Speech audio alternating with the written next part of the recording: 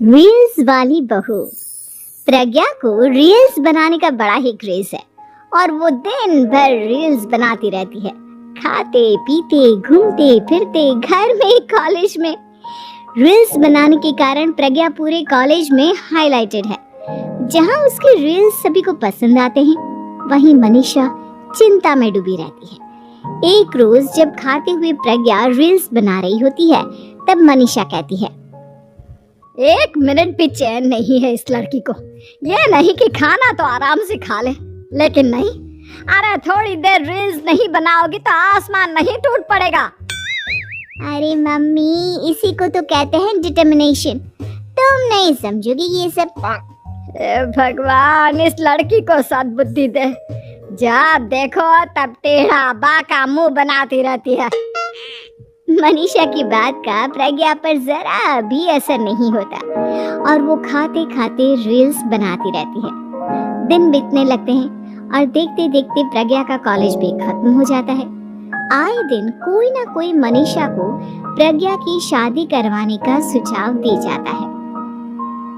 सब ठीक ही कहते हैं, प्रज्ञा की शादी कर देनी चाहिए। अपने घर के काम काज में व्यस्त हो जाएगी तो खुद ही ये रील्स और नाच गाना बंद हो जाएगा। मनीषा और प्रेम प्रज्ञा के लिए एक अच्छा लड़का ढूंढने लगते हैं और तभी विकी का रिश्ता प्रज्ञा के लिए आता है, जिसने प्रज्ञा को उसकी रील्स देखकर पसंद कर लिया था। अगले दिन विकी अपने माता पिता के साथ प्रज्ञा के घर पहुंच जाता है और प्रज्ञा साड़ी पहने हाथों में चाय की ट्रे लिए उनके सामने आती है। जब विकी को पसंद है तो हमें भी बहू पसंद है। बहन जी, आप बारात की तैयारी कीजिए। एक बार लड़का लड़की अकेले में बात कर ले तो अच्छा रहेगा। हाँ हाँ, क्यों नहीं। मनीषा विकी को प्रज्ञा के कमरे में भेजती है, जहाँ प्रज्ञा पहले से ही रील्स बना रही होती है। तभी विकी कहता है, आ गए आपके साजन जी। हमारे साथ ये रील्स कंप्लीट करती तो और भी अच्छा रहता। अच्छा जी, अब आ ही गए हैं तो बना ही लेती हूँ आपके साथ। दोनों मिलकर रील्स बनाते हैं। जब वी मीट और तुरंत पोस्ट पे कर देते हैं। फिर विकी कहता है, जब आप साड़ी में चाय लेकर आए तब मुझे लगा कि कहीं मैं गलत घर में तो नहीं आ गया। अब सही है। दोनों की शादी पक्की हो जाती है और शादी के दिन भी प्रज्ञा रील्स बनाने से चूकती नहीं। यहाँ तक कि बारात के समय भी नाचते हुए रील्स बनाती है। सभी लोग प्रज्ञा की तारीफ के फूल बांध देते हैं और प्रज्ञा नाचती गाती अपने ससुराल चली जाती है। सब कुछ अच्छा चल रहा होता है। प्रज्ञा यहाँ भी दिन भर हर चीज की रील्स बनाती रहती है। लेकिन कुछ दिनों के बाद जब सुनीता कहती है, बहू, ये रील्स के साथ साथ कुछ काम भी कर लिया करो। वैसे तुझे और क्या क्या बनाना आता है? मम्मी जी, वैसे तो सब कहते हैं कि मैं सब कुछ अच्छा बनाती हूँ, लेकिन मुझे लगता है कि मैं मैगी अच्छा बना लेती हूँ। हाँ, कॉफी भी अच्छा बना लेती हूँ और मुंह तो सबसे अच्छा बना लेती हूँ। हैं? अच्छा अच्छा। सुनीता अपना माथा पकड़ लेती है और कहती है, बहू, कुछ खाना बनाना भी सीख लेती। मम्मी जी, मैं लंबी प्लानिंग कर रही हूँ। जल्दी ही मैं इतनी फेमस हो जाऊंगी कि मुझे पैसे मिलने लगेंगे। हम दोनों सास बहू राज करेंगे, राज। नौकर काम करेंगे और लोगों की तो लाइन लगेगी हमसे मिलने के लिए। तेरा दिमाग खराब हो गया है क्या बहू? हंसी मजाक तक ठीक है, लेकिन इस तरह घर नहीं चलते। जितना जल्दी हो इस घर के तौर तरीकों को सीख लो। प्रज्ञा मुंह घुमाकर चली जाती है और तुरंत उसी वक्त एक रील बनाती है। ये देख सुनीता का गुस्सा 7वें आसमान पर चला जाता है और विक्की के घर आती ही सुनीता उसे सब कुछ बताती है। विक्की भी अब प्रज्ञा की इन हरकतों से परेशान हो जाता है।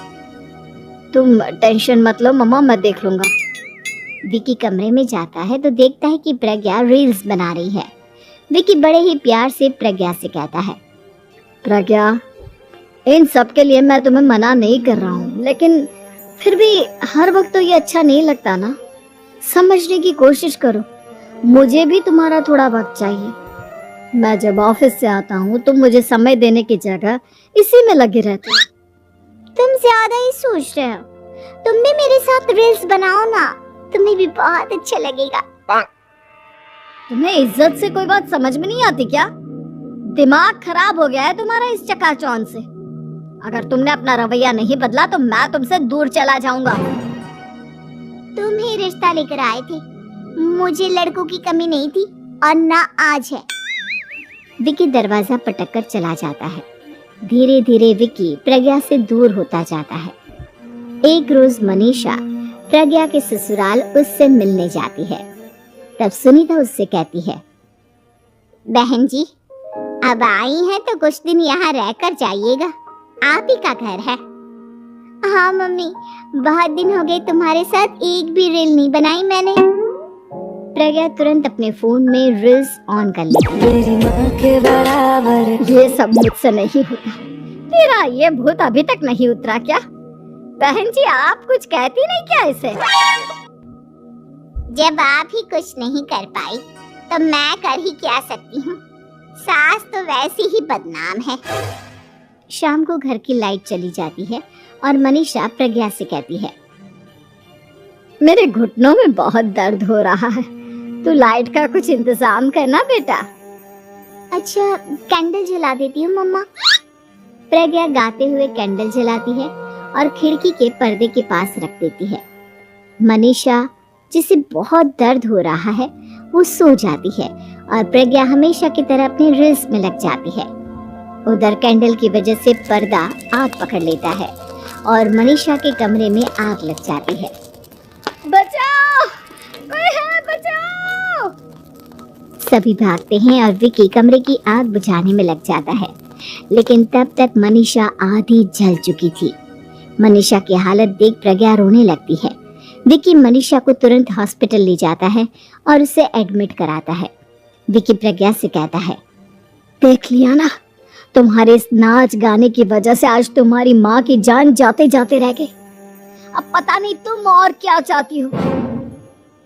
उधर डॉक्टर कहते हैं, इनकी हालत बहुत नाजुक है, आधे से ज्यादा जल चुकी है। प्रज्ञा रोती हुई मंदिर में जाती है और भगवान के आगे जाकर कहती है, भगवान, मेरी माँ को ठीक कर दो। मैं कसम खाती हूँ, हाथ से ये रील्स बनाना छोड़ दूंगी। बस मुझे मेरी माँ वापस मिल जाए। 2 दिन बीत जाते हैं और मनीषा खतरे से बाहर आ जाती है। पेशेंट अब ठीक है, आप लोग उनसे मिल सकते हो। सब कोई मनीषा से मिलता है और प्रज्ञा सबके सामने अपना फोन तोड़ देती है। मुझे माफ कर दो मम्मा, मैंने तुम लोगों की बातों को नजरअंदाज किया। बेटा, कोई भी चीज जरूरत से ज्यादा खराब है। मैंने तुम्हें रील्स बनाने से कभी मना नहीं किया, लेकिन हर वक्त एक ही चीज तो सही नहीं है। मैं समझ गई हूँ मम्मा, आई एम सॉरी। प्रज्ञा उस दिन से रील्स बनाना छोड़ देती है और पूरी तरह से अपने घर